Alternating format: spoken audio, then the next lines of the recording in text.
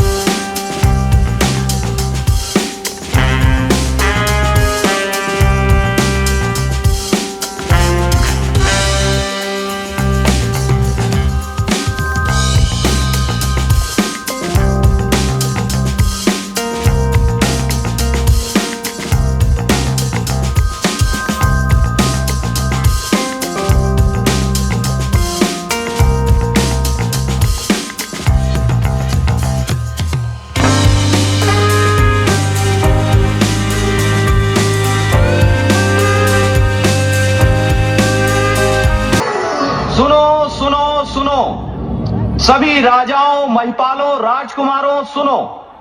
महाराज जनक जी ने प्रण किया है कि जो राजा या राजकुमार शिव जी के इस धनुष को तोड़ेगा, राजकुमारी सीता उसी के गले में जयमाल डालेंगी। हेमपुर नरेश, महाबली रोहित कुमार चुनाव की प्रत्यंता चढ़ाने के लिए उठे हैं।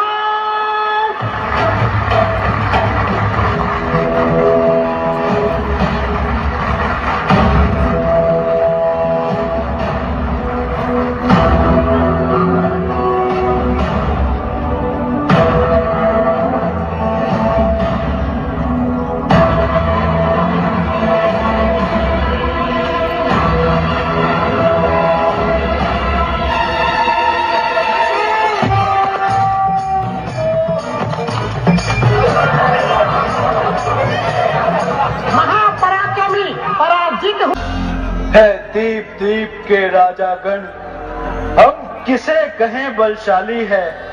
हमको तो यह विश्वास हुआ पृथ्वी वीरों से खाली है।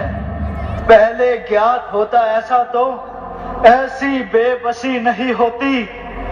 हम करते नहीं प्रतिज्ञा ये तो ऐसी जंग हंसी नहीं होती। अब तोड़े अपने प्रण को तो धर्म हानि है, लज्जा है।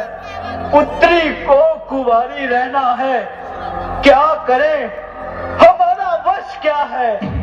दादा ने सीता सुकुमारी का विवाह लिखा ही नहीं विधाता ने। बस राजा जनक बस, राजन होकर इस कदर ज्ञानवान बलवान, एक तनिक सी बात पर वीरों का अपमान क्यों बिना विचारे कहते हो। ये वज्र तुम्हारे तीखे हैं, करते हैं घायल हृदय को। बर्छी है बाण सरीखे हैं, एक एक छेद है छाती पर। एक एक तुम्हारी वाणी में सबको सबको अपमानित कर डाला, केवल इनकी नादानी ने। सच्चे योद्धा, सच्चे क्षत्रिय अपमान नहीं सह सकते हैं। जिनको सुनने की ताब नहीं वो चुप कैसे रह सकते हैं। रघुवंशी वीरों के होते अरे ऐसा भी कोई कहता है, जैसा अफसोस भला भाषण मिथिला के महाराज का है। रघुवीर राम जी के होते हुए, भैया राम जी के होते हुए अनुचित वाणी कह डाली है। ये शब्द हृदय में चुभते हैं, पृथ्वी तीरों से खाली है। भैया भैया मेरा तो स्वभाव ही कुछ ऐसा है भैया, अपमान न मुझे गवारा है कृपा गुरु के चरणों की, बल और प्रताप तिहारा है।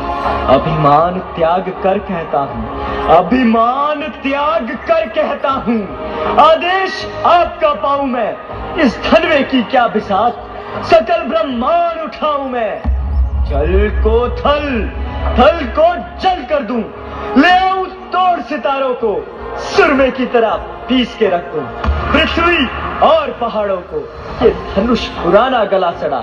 तिनके साथ किस गिनती में है, सैकड़ों कोस तक लिए दौड़ूं, इतना तो बल उंगली में है। जो आज्ञा गुरुदेव। हे गौरी माँ, हे पार्वती, आज मेरी पूजा अर्चना सफल कर दो माँ। राजकुमार राम को शक्ति दो कि वो धनुष का भार उठा सके।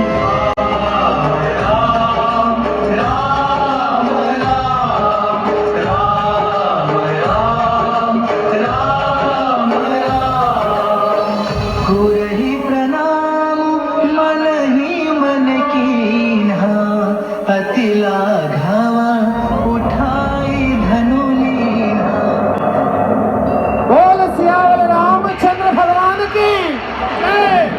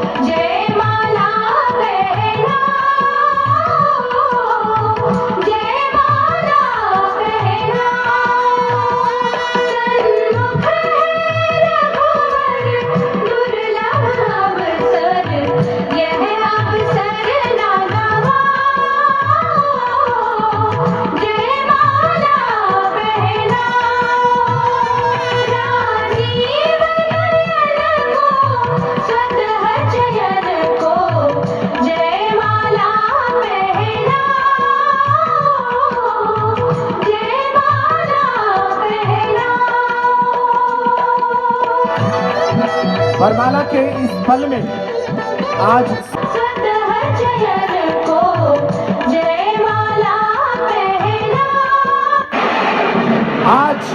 भगवान श्री राम और जानकी जी का अलौकिक तरह कड़कड़ाते हुए परशुराम ने सभा मंडप में प्रवेश किया।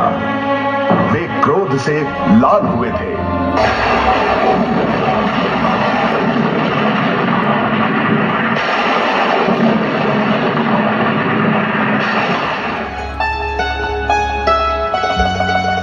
महामुनि को मेरा प्रणाम। आयुष्मान भव। मुनिवर, मेरी पुत्री सीता आपके चरणों में प्रणाम करती है। मूर्ख जनक, जल्दी बतला, ये धनुआ किसने तोड़ा है? इस भरे स्वयंवर में सीता से नाता किसने जोड़ा है? अत्यंत शीघ्र बताओ, वरना सब चौपट कर डालूंगा। पृथ्वी पर राज तेरा है जितना, सब उलट पलट कर डालूंगा। शिव धनुष तोड़ने वाला भी कोई शिव का प्यारा ही होगा।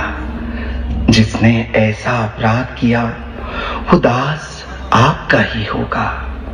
जो कृपा पात्र है गुरुओं का, वो कब किससे डर सकता है। जिस पर है कृपा ब्राह्मणों की, मुनिवर ये कार्य वही कर सकता है। हे राम, सेवक तो वो है जो सेवा जैसा काम करे, और जो बैरी जैसा काम करे वो इस परसे का भोजन है।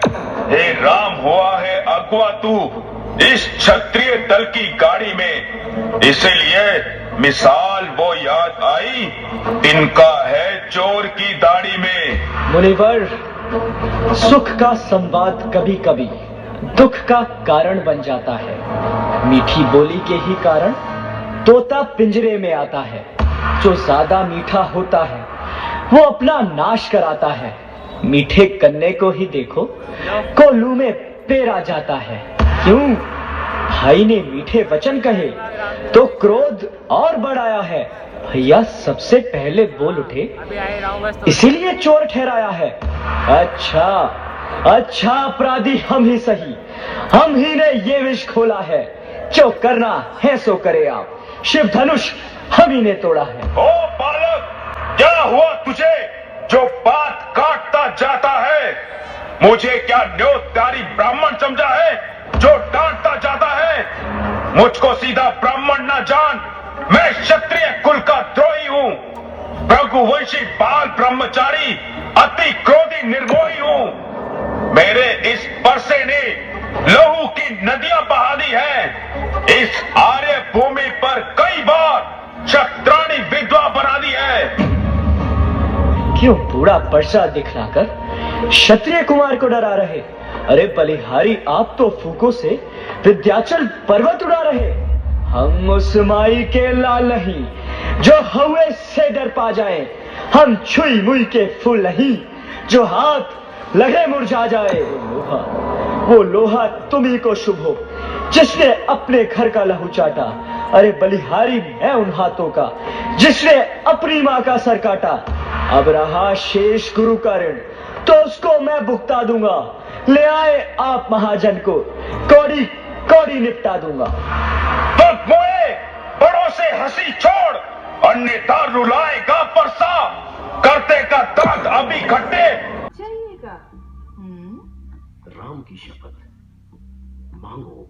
तो ठीक है, मेरी पहली मांग है कि युवराज का पद भरत को दिया जाए। अरे आप ऐसे क्या देख रहे हैं? क्या भरत आपका पुत्र नहीं है? मैं तो छोटे बड़े का विचार करके राम को राजगद्दी सौंप रहा था। कोई बात नहीं, मैं भरत को ननिहाल से बुलाकर राज तिलक कर दूंगा। प्रसन्न, अब दूसरा वचन भी मांग लो।